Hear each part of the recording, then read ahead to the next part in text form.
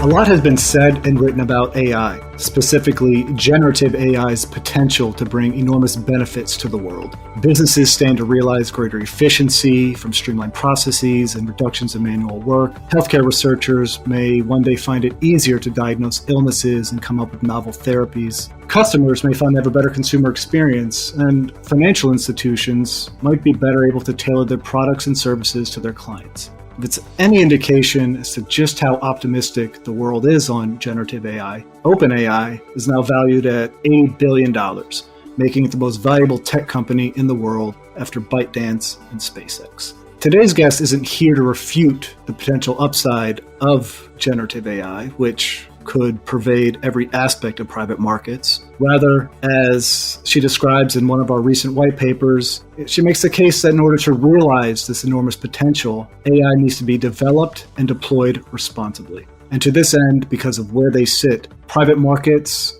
has a significant role to play. Joining me today to discuss the burgeoning field of responsible AI is StepStone's head of responsible investment, Suzanne Tavill, a partner based in our Sydney office. Suzanne, welcome back to RPM. Thanks, Michael, and it's a pleasure to be here today. And I totally want to reiterate your point. This is absolutely not about debating the upside that is likely to come from AI. It's about ensuring that what we deliver can really achieve this potential. And, we're always keen at StepStone to contribute something into the literature and our community. And certainly what we see now is that a lot of the thinking about how AI can be made responsible is still relatively nascent, particularly within the context of private markets. And so hopefully this is our contribution to that discussion. Yeah, and because of its nascency, as you put it, I think it'd be helpful to start with some level setting. So what is responsible AI and what is it trying to achieve? So responsible AI is the name of sort of an initiative or approach to try and address the harms that can come from AI, and in particular, generative AI. So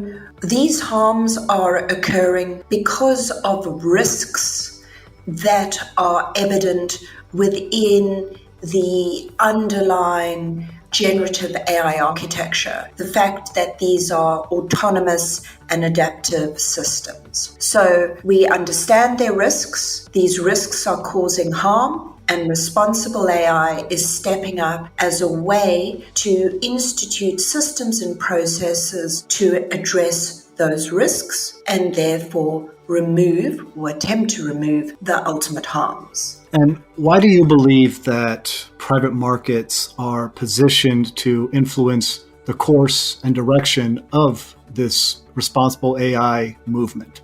Because we house the venture capital community that is a key funding source for AI businesses.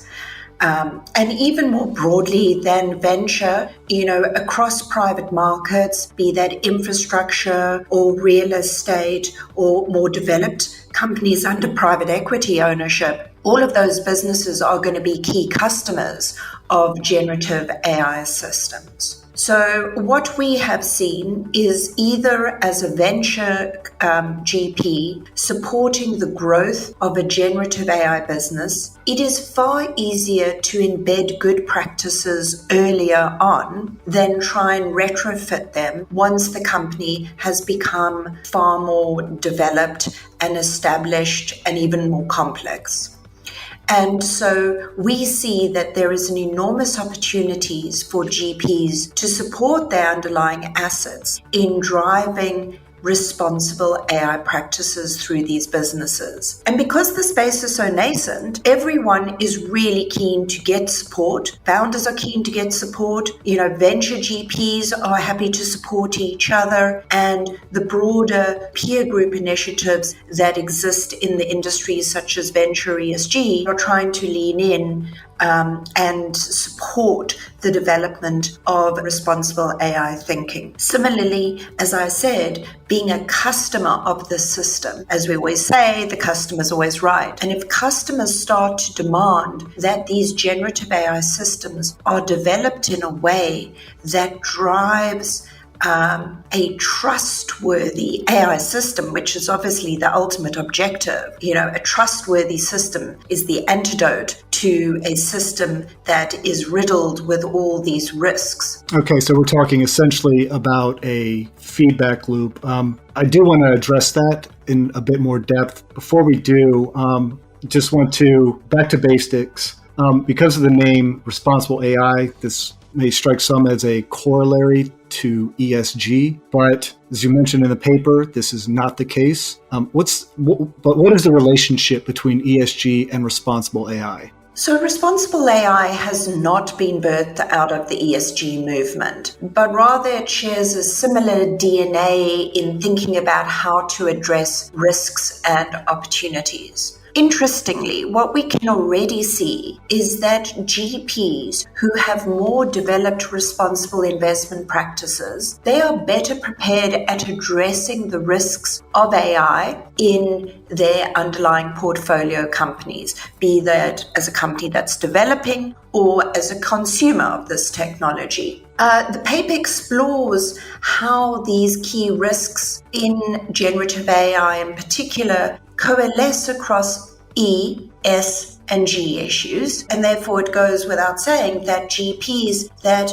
have thought about how to address E, S, and G risks are better prepared at doing the same thing here within the context of generative AI. Again, the paper spends quite a lot of time considering the G, or the governance issue, because when we talk about effective risk management, and in this case, effective risk management around these specific generative AI risks, then governance, comes once again to the fore as being a key lever to manage such issues. And, this is an area where private markets generally tends to be strong. And what we have noted is, again, GPs with more developed ESG practices tend to be even stronger in terms of what they can offer their portfolio companies. Oh, thank you for that.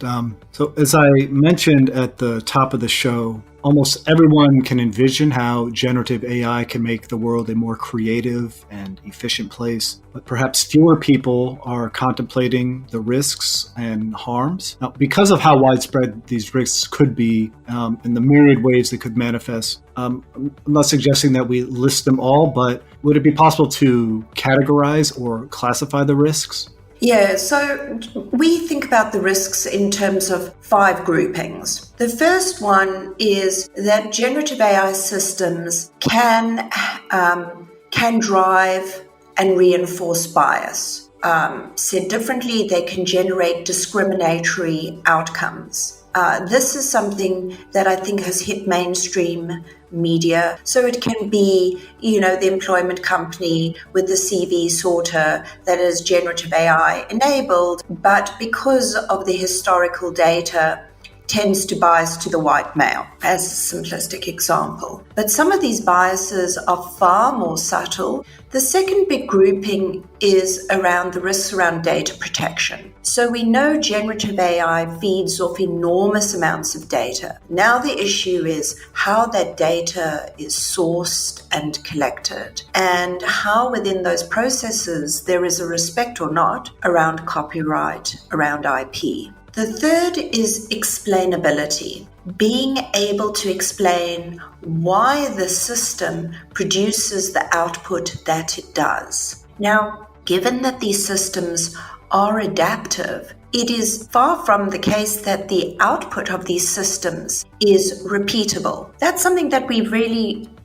got in our brains from traditional software systems. You put in one input, you again and again will get the identical output. Not so here. And the question is to explain why the output is what it is. Particularly when you think that we're going to be heavily dependent on that output, as you said, for creating drugs, for making decisions around people's financial situations. So this is pretty critical stuff. The next one is human control. How within these systems can humans intervene? Or where within the system is a point to appeal to a human? So again, think about the person that's just had their loan rejected from a bank. That was decided through a generative AI process. How does the person understand why the rejection has happened? Who can the person appeal to in terms of a human?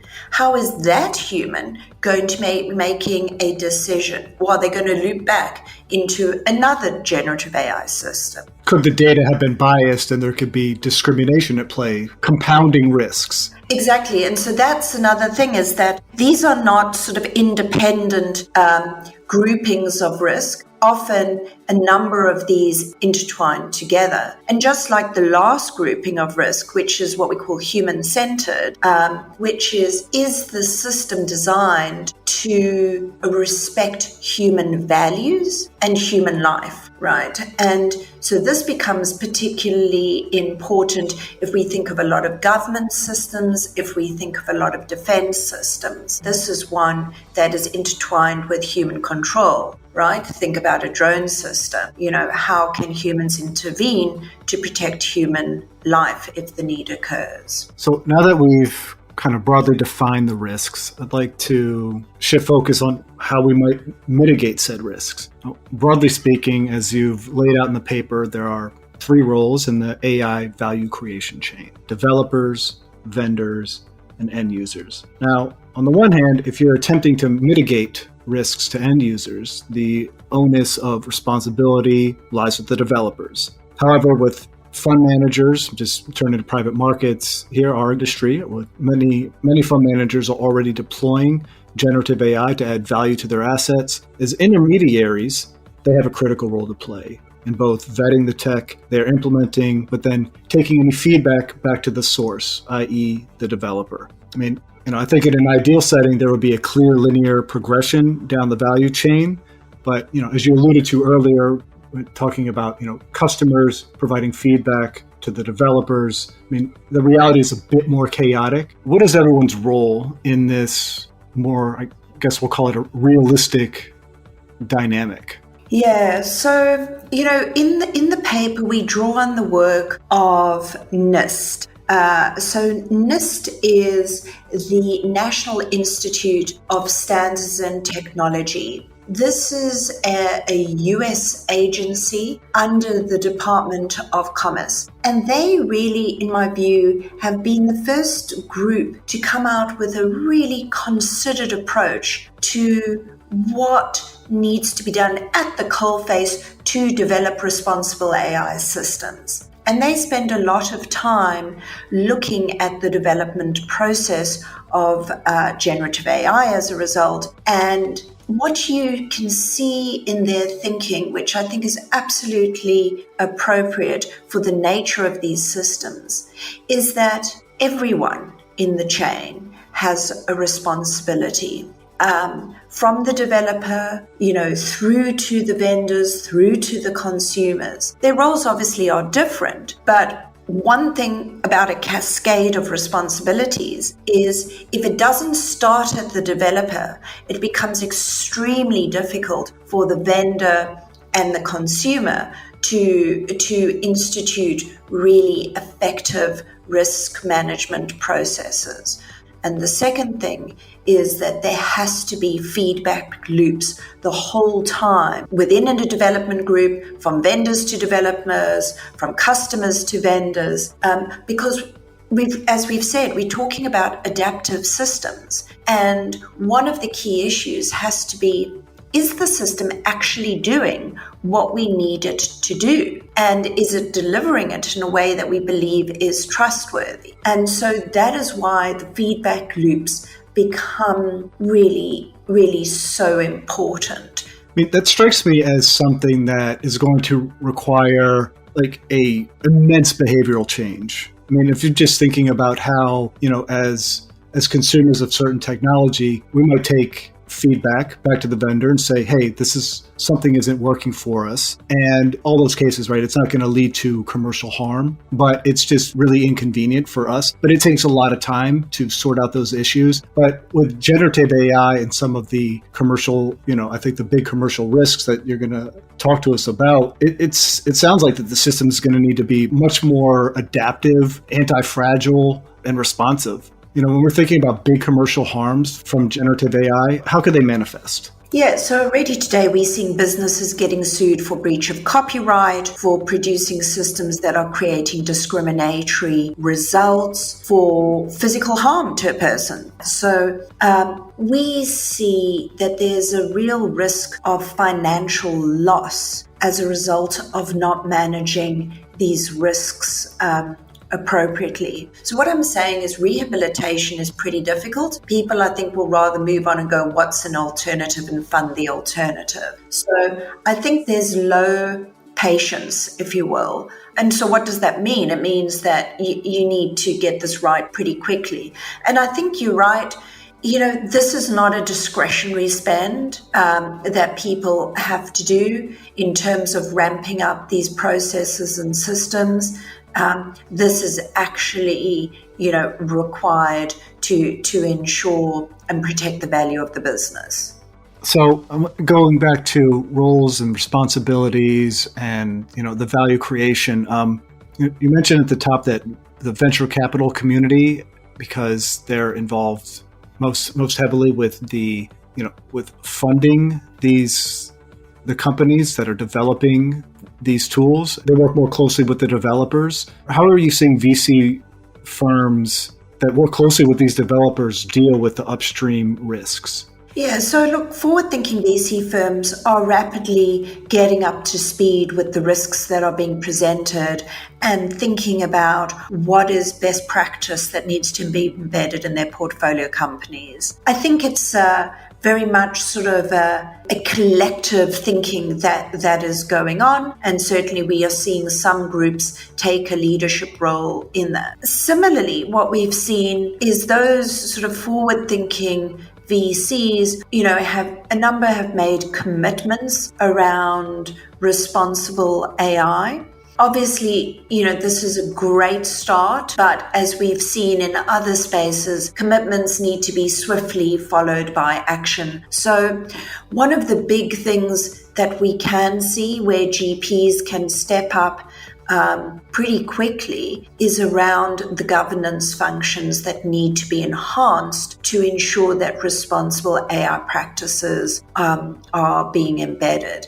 And this, as I said before, is really a natural extension of the VC's traditional toolkit. So we think that this is a huge opportunity for the VC community to step up and show how they can drive this best practice.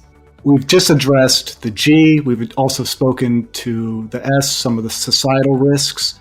Let's talk about the E, specifically the energy sources for data centers are something that GPs and LPs are going to have to contemplate going forward. I read something recently that, according to the International Energy Agency, energy consumption from data centers will double before the end of the decade. And clearly there's a rub with climate change and the efforts to slow the global warming. How should investors think about these cross purposes?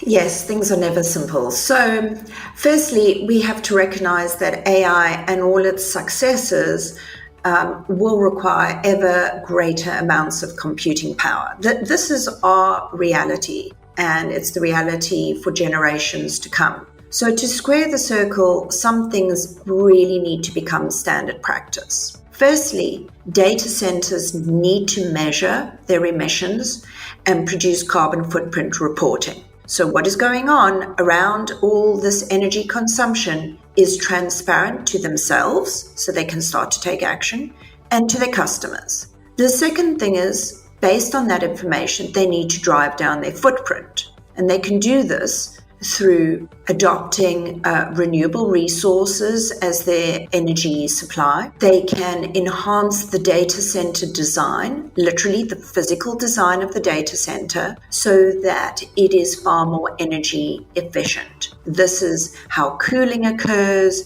in levels of insulation, etc. Finally, chips that of course are embedded in servers, they have to be continually upgraded to those that produce less heat and therefore are far more energy efficient. And ultimately, it is the customers of data centers that have to demand and make purchasing decisions based on this type of best practice. They need to see a carbon footprint and they need to see resultant actions. And what we can see from some of the largest procurers of data centers is that this is already an approach that is being adopted, but it does need to become far more widespread. Suzanne, this has been excellent. Thanks as always for your time and insights. Take care and hope to see you again soon. Thank you, Michael. That does it for this episode of RPM. To download a copy of the paper that Suzanne mentioned, head to our website, stepstonegroup.com. RPM is available wherever you normally listen to podcasts.